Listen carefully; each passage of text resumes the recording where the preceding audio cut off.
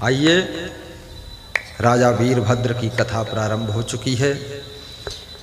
नपयक वीरभद्र यश नामा, सोरठ नगर माहि तेहि धामा। नृपयक वीरभद्र यश नामा, सोरठ नगर माहि तेहि धामा। करे पुण्य बहु भांति निराजा, गजरथ बाजी पाल की बाजा। गजरथ भूमि पाल की बाजा। वो राजा वीरभद्र इतना महान था, हाथी घोड़ा रथ बग्घी बेड गद्दा रजाई गाय घोड़ा सब कुछ दान करता था। ब्राह्मणों को, संतों को, गरीबों को, कन्या विवाह करने वालों को कन्या दान देता था। बड़ा दयालु किस्म का राजा था, सोरठ नगर में रहता था। लेकिन सैया दान करई पट दाना, यज्ञ मोहत सौ बहु विधि ठाना। सैया दान, वस्त्र दान और यज्ञ करना, महोत्सव करना, ये सब करता था। तेहि पर एक बार विधि योगा, नृपयक चढ़्यो संग लई लोगा।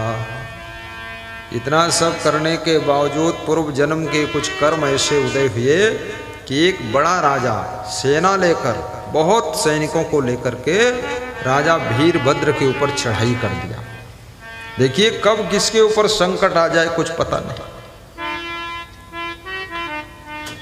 धन्य हो, चढ़ाई कर दिया। निशाय अचानक नगर लुटायो, कैद कीन जेहि पकड़े पायो। रात में चढ़ाई करके अचानक पूरे नगर को लूट लिया। जो पकड़ में आ गया उसको कैदी बनाया, जेल में डाला। तो राजा वीरभद्र ने बुद्धि लगाया कि अब क्या करूं। अचानक रात में लूटपाट शुरू हो गई, हमारी कोई तैयारी नहीं थी। तो राजा वीरभद्र और उनकी पत्नी ने मेहमान का रूप बना लिया। मेहमान बन गए कि हम राजा रानी नहीं हैं, हम मेहमानी आए थे यहाँ, हमसे कोई मतलब नहीं भाई। ऐसी बात किया बचने के लिए। मनुष्य के पास में सबसे कीमती अगर कोई चीज है तो उसकी जान है। क्या है पारसदास? जान।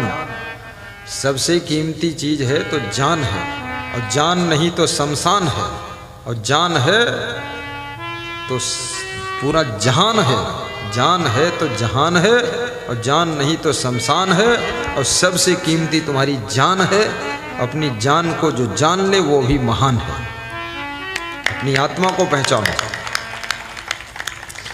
निशाय अचानक नगर लुटायो, नृप कैद कीन जेहि पकड़े पायो। जिसको पकड़ पाया उसको कैदी बनाया, जेल में डाला, पूरे नगर को लूट लिया रात में।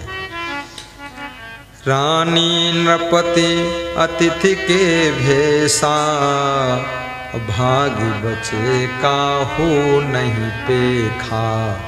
और रानी और राजा अतिथि का भेष बना करके अपना राजपाट छोड़ करके भाग गए। उनको कोई पहचान नहीं पाया कि यही राजा रानी है। देखिए जान बचाना बहुत बड़ी बात है, दुष्टों से जान बचाना। बाबा रामदेव जब दिल्ली में चक्कर में फंस गए और रात में अचानक हमला हुआ, तो बाबा रामदेव ने किसी तरह से अपनी जान बचा ली। मैं तो रामदेव को धन्यवाद देता हूँ। कुछ लोग कह रहे थे रामदेव में अगर वीरता थी तो वीरगति को प्राप्त हो जाते, भागे क्यों? हमने कहा तुम बैधा हो। भगवान कृष्ण भाग गए थे। कृष्ण ने, भगवान ने सिखाया है कि जहाँ संकट पड़ जाओ भाग जाओ। तो बाबा रामदेव भाग्य बुराई क्या है? जब जरासंध ने आक्रमण किया था भगवान कृष्ण के ऊपर मथुरा में, तो भगवान कृष्ण मथुरा छोड़कर भागे थे। अब मथुरा छोड़कर यूपी छोड़ा, राजस्थान छोड़ा और पूरा मध्य प्रदेश पार किया। दिल्ली उल्ली भागते हुए समुद्र किनारे गुजरात में गए, द्वारिकापुरी में। अब वहाँ फिर तीसरा आक्रमण कर दिया जरासंध ने, तो भगवान द्वारिका में भी समुद्र में कूद गए और तैर करके, तैरना भी आता था, थोड़ा तैरना भी सीखो, नहीं तो मैं कोई रपटाई तुम तलिए में डूब जी हो। हाँ बिल्कुल, माटी की लोंदा न बने चाहिए, ये लेडीज भी तैरे के सीखा बिल्कुल, ये तो बाल्टी में डूब सकती है। देखो एक लेडीज कोई थी, वो दुबई में गई थी, बाथरूम में डूब गई, कमाल कर दिया। ये डूबना नहीं है, तैरना सीखना चाहिए।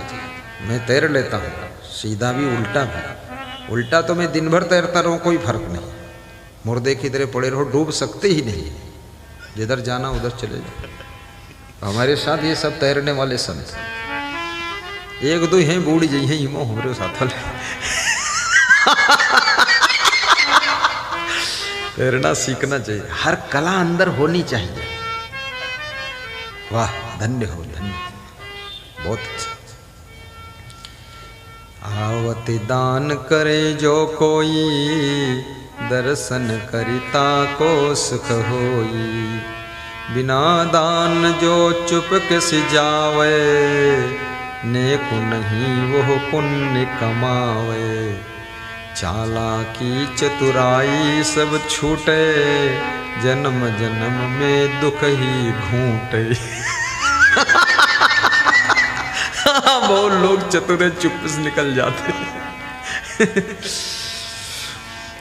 राजा नृपति अतिथि के भेसा, भाग्य बचे काहू नहीं पेखा। आज बाबा रामदेव बालकृष्णाचार्य ने हमारे देश के अंदर इतना बड़ा बिजनेस खड़ा किया है आयुर्वेदिक दवाओं का और बहुत चीज़ें खाने पीने की चीज़ों का। मैं तो सोचता हूँ जो विदेश से चीज़ें आती थी बन बन करके, जिनको आप खरीदते थे और उसका प्रॉफिट विदेश जाता था, कम से कम अब आप अपने देश के बने हुई चीज़ों को खरीदोगे, पतंजलि का सामान है, तो आप के खरीदने से जो प्रॉफिट मिलेगा देश में ही तो रहेगा। देश में बिल्डिंग बनेगी, देश में धर्मशाला बनेगा, देश में कुछ नया काम होगा।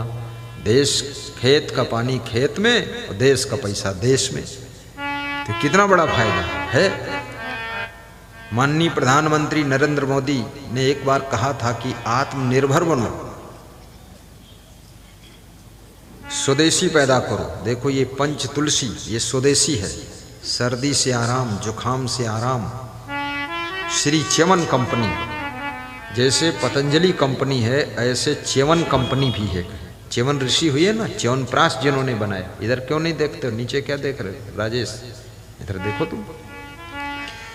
च्यवन, तो ये च्यवन कंपनी जो है ये भी स्वदेशी सामान निर्माण करती है और 300 आइटम है इसमें, गुजरात के लोग हैं जुड़े हुए सब, और बहुत अच्छे अच्छे आइटम। इनकी एक दवा तो रामबाण है, उसका नाम है एनार्ट पाउडर, राइट किंग ऑयल तेल और पीड़ा हरी बटी। कैसी भी दर्द कमर में हो, घुटने में हो, दर्द को 99% लोग उससे बहुत आराम पा चुके हैं। पीछे दुकान लगी वहाँ मिलती है। इनकी 2-3 दवाई मैं यूज करता हूँ। एक तो पंच तुलसी, उसके 5 से 10 बूंद सुबह जल में डाल करके पी लेता हूँ 1 गिलास पानी में। उससे सर्दी, जुखाम, हरारत, बुखार हल्का फुल्का ये आता ही नहीं है। एक फायदा है, इन्फेक्शन नहीं होता है, वायरस प्रभाव नहीं डालता। ये बहुत बड़ी फायदे की चीज़ है। पंच तुलसी, 5 प्रकार की तुलसी का रस निकाल करके उसको बनाया गया है ये पंच तुलसी।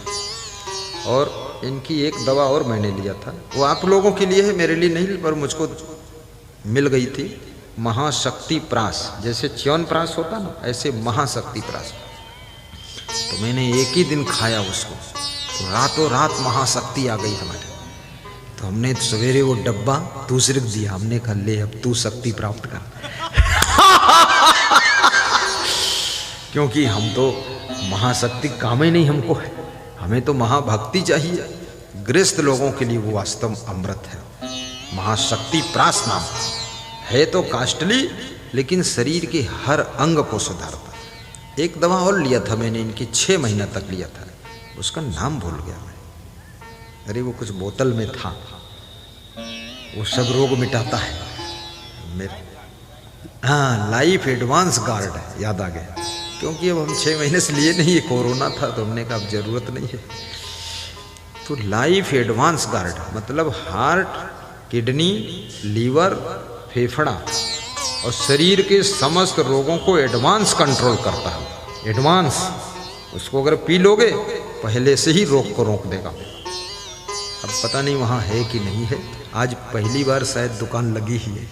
हमारे राजस्थान वाले भक्त जी लगाते थे, तो कोरोना के डर से उस दुकान छोड़ के भाग गए। तो हमने कहा राजस्थान में भी कोरोना आएगा, तुम भागत कहे हो, वहीं आ जाइए जहाँ तुम्हारा घर है। लेकिन और एक ऐसा भक्त आया है पंजाब से, अभी 2 ही दिन हुए आए उसको, शिवदर्शन नाम है उसका। आइए शिवदर्शन, यहाँ आइए, दर्शन करा दो।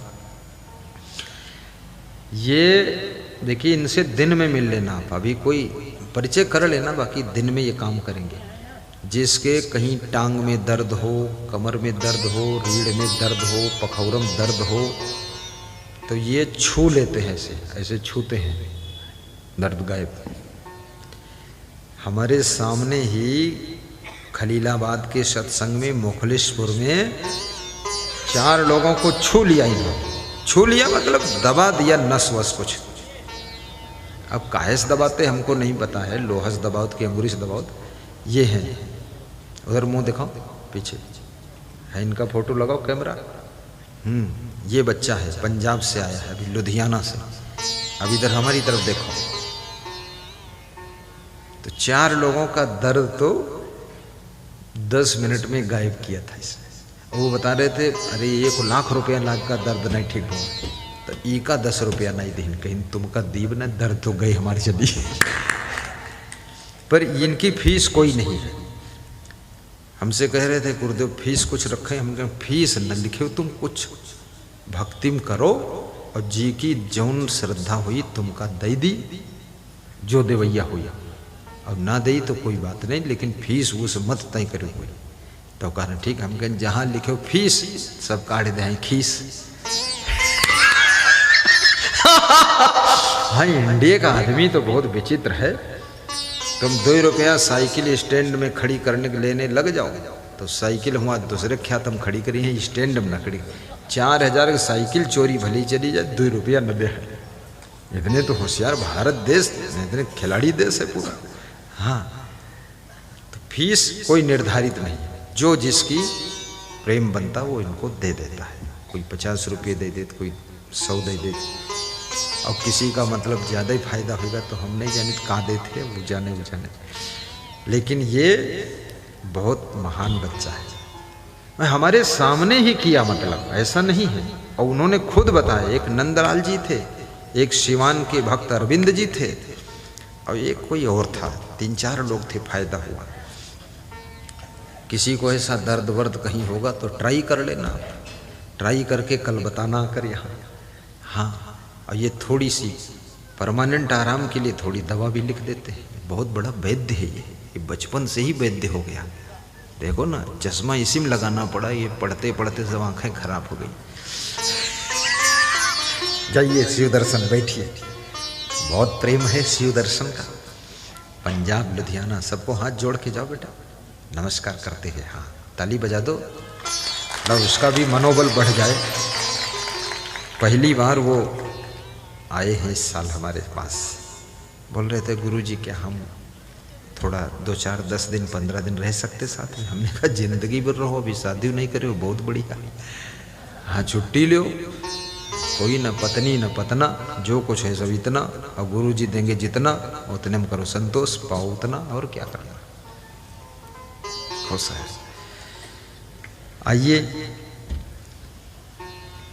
रानी नृपति अतिथि के भेसा, भागी बचे काहू नहीं देखा।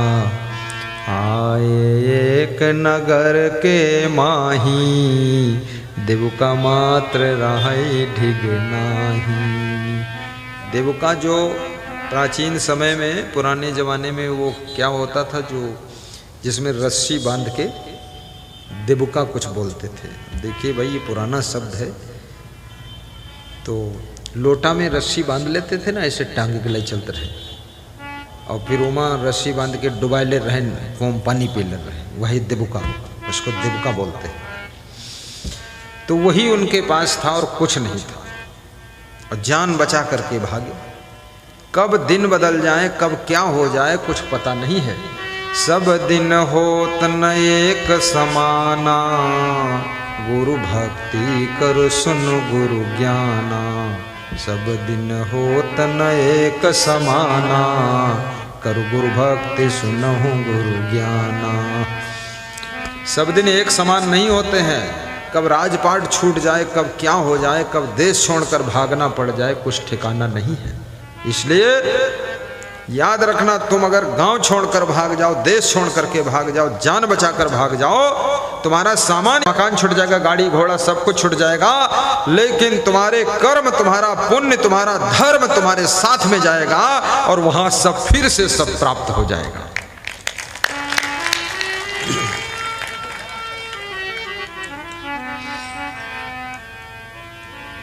आए एक नगर के माही, देबुका मात्र रहे ढिग नाही। कर मुद्रिका एक नृप चीन्हा, बेच कछुक दिन भोजन कीन्हा। राजा साहब हाथ में अंगूठी पहने थे। ये महिलाओं को अंगूठी इसीलिए पहनाई जाती है। अंगूठी है, गले में हार है, सोने की चैन है, कान में कुंडल है, और नथुनी है, नाक का फूल है, बिंदिया है, कमर में करधनी है, पाँव में पायल है, बिछिया, बिछुआ, कड़ा, छड़ा, झांझड़ा, हथकड़ा, बंद कड़ा, खुला कड़ा, ये सब ये इनको इसीलिए पहनाया जाता है कि कहीं आफत आ जाए, परेशानी आ जाए, तो पति पत्नी घर गांव छोड़ के भागें तो कम से कम 2-4 लाख रुपये की व्यवस्था साथ में है। बेच बेच करके जिंदगी तो जी ले, पेट तो पाल ले, नहीं बेचारे भूखे मर जाएंगे, भीख मांगना पड़ेगा, दशा खराब हो जाएगी।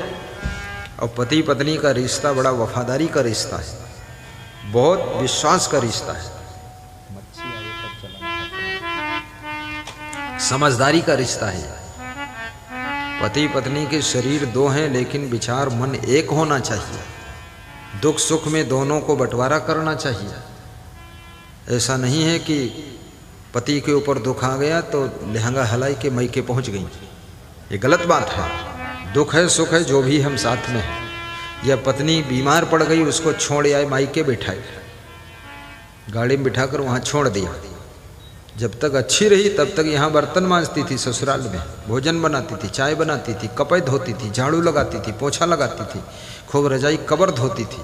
और बीमार हो गई तो गाड़ी में बैठा के जैसे धान गोरिया वहाँ उल्ट धीन जाए मायके में, और वहाँ उसके माँ बाप बुढ़ापे में झेलें, गलत बात है। हमारे यहाँ इतना संत है, बीमार होता है उसका इलाज हम खुद कराते हैं, ये नहीं उसके बाप के पास डाल देते हैं। बाप को सूचना दे देते हैं कि आइए देख लीजिए, और बाप की श्रद्धा हो तो अपना वो भी पैसा लगा सकता है। बाकी हम हैं ना दमदारी के साथ क्योंकि अभी वो चंगा शिष्य है, जैसे वो होशियार है, नौजवान है, मेहनत करता है, और बीमार हो जाए तो हम उसको उसके घर पहुंचा दें तो अच्छी बात थोड़ी। अब अपने मन से घर उसका बाप ले जाना चाहे, वो भी जाना चाहे तो हम पैसे दे देंगे, चले जाइए, कर लीजिए, वहाँ रह लीजिए, फिर आ जाना। तो ऐसे भी 1-2 केस हो जाते हैं। बाप को ज़्यादा मोह है, कहता हम यहाँ ज़्यादा दिन रह नहीं पाएंगे, तो गुरुजी आज्ञा दीजिए, मेरा लड़का हम ले जाएं, वहीं इलाज करा देंगे, हमारे पास भी पैसे कमी नहीं। तो हमने कहा हमारे पास भी कमी नहीं। तो हमने कहा जब कमी नहीं है तो ले जाओ। ले गए, इलाज करा के वो चले आए। वो बाबा जैसे एक बैठा ना, पारसनाथ खड़े हो, ये बाबा का हमने बरेली तक इलाज कराया, बहुत जगह करवा दिया, लेकिन इसने कहा कि हमारा बाप मास्टर है, और बाप के बाप जो है इंस्पेक्टर है, और हमारा छोट भाई पूरा ट्रैक्टर है, तो गुरुजी आपका पैसा न लगे, हम उनकी इच्छा है यहीं आ जाए। तो हमने कहा चले जाना, तो ये चले गए, इलाज कराए। थोड़ी बहुत बीमारी थी, बुखार आता, जब इनको बुखार आता है तो घर हम बुखार उतरते, यहाँ उतरते नहीं केवल बुखार था। हमने कहा ठीक हो जाएगा। अरे बोले गुरुदेव बस वहाँ गए, बस 15-20 दिन में ठीक हो गए, फिर आ गए। हम उसमें भी राजी हैं, लेकिन हम जिम्मेदारी रखते हैं, पूरी पूरी जिम्मेदारी। अपनी वाइफ की पूरी लाइफ की जिम्मेदारी लीजिए, अपने पति की भी पूरी जिंदगी की जिम्मेदारी लीजिए। पति को कोई कष्ट है, साथ बटाइए, हाथ बटाइए साथ में। वीर तुम बढ़े चलो, धीर तुम बढ़े चलो। कितना ही संकट हो, रास्ता विकट हो, कोई न निकट हो, फिर भी डपट हो, लपट हो, चपट हो, चलते रहो। हाँ, ऐसी हिम्मत के साथ जियो, तंग ना करो, व्यायाम भी करो, अपने स्वास्थ्य को भी सुधारो। बीमार हर समय बीमार भी मत बनो, बीमारी के बारे में भी चिंतन करो, सोचो क्यों बीमार होता हूँ। जैसे आपने हमको देखा होगा पहले 2-3 साल 4 साल पहले, उससे अब ज़्यादा स्वस्थ दिख रहा हूँ कि नहीं? ये बिना दवा स्वस्थ हुआ हूँ मैं। इस पर एक दिन ध्यान लगाया मैंने, कारण क्या है इसका। जब देखो तो कुछ न कुछ झंझट लगे रहा था, तो मेरे ध्यान में आया बस व्यायाम कीजिए, प्राणायाम कीजिए। फिर ध्यान में आया भोजन बिल्कुल आधे से कम कर दीजिए। फिर ध्यान आया मीठा बंद करिए, चावल बंद करिए, आलू बंद करिए, घुइयाँ बंद करिए, कद्दू बंद करिए, शकरकंद बंद करिए, जमीकंद बंद करिए, और रसगुल्ला, गुलाब जामुन, बर्फी, पेड़ा, जलेबी, जलगोड़ सब बंद करिए। तो क्या खाओगे महाराज जी? अरे क्या खाना है, हरी सब्जी और रोटी, दाल, बस आनंद आ गया। और जिस दिन से इस पर धरा कदम मैंने, बस जय बजरंगबली, डबल बुद्धि खुल गई। बिल्कुल मुझे लगा मैं फिर से 30 साल का हो गया, तेजी आ गई। व्यायाम भी करा करो और थोड़ा कम खाओ। अभी जिस शाम को मैं खाता तो 5-6 रोटी खा लेता, लेकिन खाया ही नहीं, फल भी नहीं खाया, न कुछ और खाया, मीठा भी नहीं खाया। हाँ, जल पी के आ गया और सत्संग कर रहा हूँ, और जाऊँगा फिर भी कुछ नहीं खाऊँगा, क्योंकि बैठने का काम है। चर्बी बढ़ेगी, फैट बढ़ेगी, शरीर बढ़ेगा, भारी हो जाएगा, पेट इंडिया गेट हो जाएगा, कल्याण कैसे लोगों का होगा। गुरुजी बहुत बीमार नहीं होना चाहिए, गुरुजी को स्वस्थ रहना चाहिए, सुंदर रहना चाहिए, बिल्कुल चुस्त रहना चाहिए। सही बात है कि नहीं? खाने पीने में क्या रखा हुआ है? जरा सा मुंह का स्वाद है, उसके बाद तो सब बर्बाद ही है। इसलिए सब लोग ये सोचो, सड़ा गला मत खाओ, गंदा पंदा मत खाओ, कम खाओ, चबा चबा कर खाओ, प्रेम से खाओ, जल्दी जल्दी मत खाओ, और हमेशा दूसरों को भी खिलाकर खाओ, अकेले चुरा कर मत खाओ। चुरा कर खाए उसे जुदा समझिए, और खिला कर खाए उसे खुदा समझिए। इस बात को भी याद रखो। कर मोद्रिका एक नृप पाचीन्हा, बेच कछुक दिन भोजन कीन्हा। अंगूठी बेच करके राजा वीरभद्र ने थोड़े दिन भोजन व्यवस्था चलाया, थोड़े दिन। फिर नातेदार रहाइन पितु मामा, रानी सहित गयो तेहि धामा। बहुत नातेदार थे, मामा थे, पिताजी के मामा थे, खुद के मामा थे, बहन थी, सबके यहाँ गए। नातेदारों ने कोई 2 दिन भोजन दिया, कोई 10 दिन दिया, फिर अन्न खाने लगे। फिर समय पर भोजन कोई नहीं पूछे, तो दोनों पति पत्नी राजा रानी ने सलाह किया कि अब यहाँ से चलो, यहाँ इज्जत नहीं है। देखिए, आप गरीब हो जाओगे, कोई रिश्तेदार भी आपको मदद करने नहीं आएगा, दोस्त भी सब कट जाएंगे। आपके पास में धन है, संपन्नता है, आप स्वस्थ हैं, पूरी दुनिया आपके साथ में है। जब आपके साथ में कुछ नहीं रहेगा, फलहीन वृक्ष को पंछी छोड़ देते हैं, जलहीन जलाशय को चिड़िया भी छोड़कर चली जाती है। उसमें कोई तैरने के लिए चिड़िया नहीं आती है, जलहीन है वो जलाशय। मछलियां भी वहां से निकल लेती हैं। और बुद्धिहीन व्यक्ति को पूरा संसार छोड़ देता है, धर्महीन व्यक्ति को सज्जन छोड़ देते हैं, ज्ञानहीन गुरु को शिष्य छोड़ देते हैं, सेवा विहीन शिष्य को गुरु त्याग कर देता है, श्रद्धा विहीन भक्त को भगवान पसंद नहीं करता है, और महान गुरु को सभी पसंद करते हैं, अज्ञानी गुरु को कोई पसंद नहीं करता है। इसलिए गुरु को भी ज्ञानी बनना चाहिए।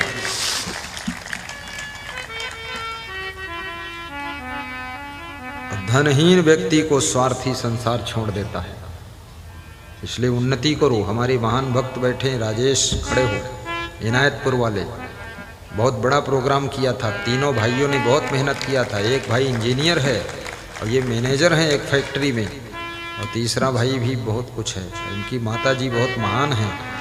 बहुत अच्छा समागम रखा था, फिर रखेंगे। आपने हमसे फ़ोन किया, पूछा गुरुजी जीवन भारती जीवन बीमा निगम में काम कर लूँ? तो हमने कहा कर लो बेटा। तो किया, तो बोले गुरुजी आपका भी परसेंटेज निर्धारित किया हूँ, जो मिलेगा उसमें 2% आपको दान करूँगा, ऐसा करूँगा। 2 महीने बाद फ़ोन आया, गुरुजी बहुत फ़ायदा हुआ है और बहुत लोग सदस्य बने हैं और बहुत लोगों की बचत शुरू हो गई है और सब भक्ति में लग रहे हैं और इसमें बीमा में भी लग रहे हैं। उधर दिखाओ चेहरा, इनायतपुर के राजेश, मैनेजर, फैक्ट्री मैनेजर। ऐसे भारतीय जीवन बीमा निगम में भी काम कर सकते हैं आप। बैठिए, कुछ काम करो, कुछ काम करो, कुछ नाम करो, कुछ नाम करो, कुछ काम करो, कुछ नाम करो, जग में रहकर कुछ नाम करो। कीड़े मकोड़े की तरह जन्म लेकर के मर गए, ना तुमने किसी को जाना ना तुमको कोई जाना। ये कोई जिंदगी है? यश और कीर्ति फैलनी चाहिए तुम्हारे नाम की। नाम से बहुत बड़ा काम होता है। देखिए आज हनुमान जी का नाम है कि नहीं है, राम का नाम है कि नहीं है? नाम होना ही चाहिए। आपको ज्यादा नहीं तो कम से कम जिले में लोग जाने, गांव में लोग जाने, कम से कम सत्संगी भाई बहन तुमको जाने पहचाने कि कौन गुरुदेव का भक्त है। भक्ति कर तो ऐसी कर कि भक्ति की हद कर दे और गुरुदेव को चरणों में आए तो सब बुराइयों को रद्द कर दे, सब बुराइयों को रद्द कर दे। ऐसी भक्ति कीजिए। आइए, नातेदार रहे पितु बामा, नातेदार रहे पितु मामा, रानी सहित गयो तेहि धामा। तहाँ नहीं कुछ आदर पायो, बहुरी भूप भगनी घर आयो। तहाँ भूप नहीं आदर पायो, बहुरी भूप भगनी घर आयो। मामा के यहाँ गए, नाना के यहाँ गए और रिश्तेदारों में गए, वहाँ आदर नहीं मिला, क्योंकि सबको पता चल गया इनका राजपाट लुट चुका है, अब कुछ नहीं इनके पास। तब बहन के यहाँ आए, भगनी के यहाँ, भगनी माने बहन, बहन के यहाँ जब आए, जानिया भाव जनक लय घुल, जानिया भाव जनक लघु भाई, तिनके निकट गयो चली राई। राजा ने सोचा मेरे पास में कुछ नहीं है तो चलो मेरी बहन बड़ी बहन है, मैं छोटा भाई हूँ तो कुछ न कुछ मदद करेगी, ऐसी आस लेकर गए। रहे तहाँ कछु काल पुनि लागे, अन खान सबे, चली भे तुरत भुआल, समुझ कर्म गति मन बिखे। थोड़े दिन बहन के यहाँ रहे तो बहन बहनोई सब वहाँ भी अन्न खाने लगे। प्रेम नहीं किया, जब अपमान होने लगा तो वहाँ से भी चल दिए। राजा रानी बोले अब यहाँ भी ठीक नहीं, जिस जगह पे अपना मान न हो उस जगह पे जाना ना चाहिए। जिस जगह पे अपना मान न हो उस जगह पे जाना ना चाहिए। बेटी कितनी सीधी हो घर घर में घुमाना ना चाहिए। बेटी कितनी सीधी हो घर घर में घुमाना ना चाहिए। और पति तो कितना प्यारा हो पर रोब दिखाना ना चाहिए। पति के ऊपर रोब मत दिखाइए। पतियों कितना प्यारा हो पर रोब दिखाना ना चाहिए। और पत्नी कितनी प्यारी हो सब राज बताना ना चाहिए। सब राज बताना ना चाहिए। भाई कितना अच्छा हो इधर उधर भेजना ना चाहिए। पापा कितने अच्छे हों पर आँख दिखाना ना चाहिए। पापा कितने अच्छे पर आँख दिखाना ना चाहिए। देखिए ये सब चीज़ें बहुत सावधानी की। शिष्य कितने ही सुंदर हों पर स्वतंत्र छोड़ना ना चाहिए। और गुरुवर कितने प्यारे हों पर अकेले रहना ना चाहिए।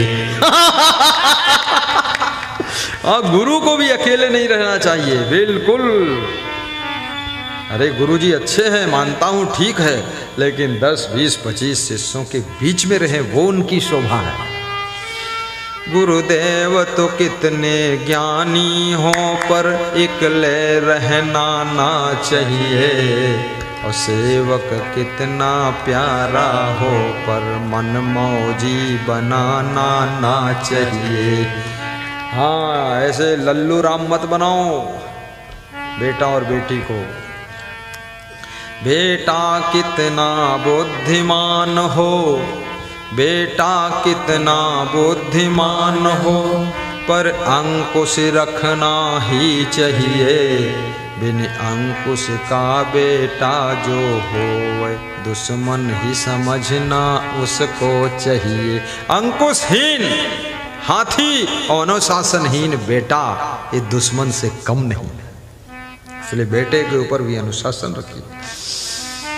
हर बात बताना ना चाहिए, गुरुदेव को छोड़ना ना चाहिए। ये तो सब बना बना कर गा दिया हूँ मैं, लिखा उखा पता नहीं कहाँ लिखा है।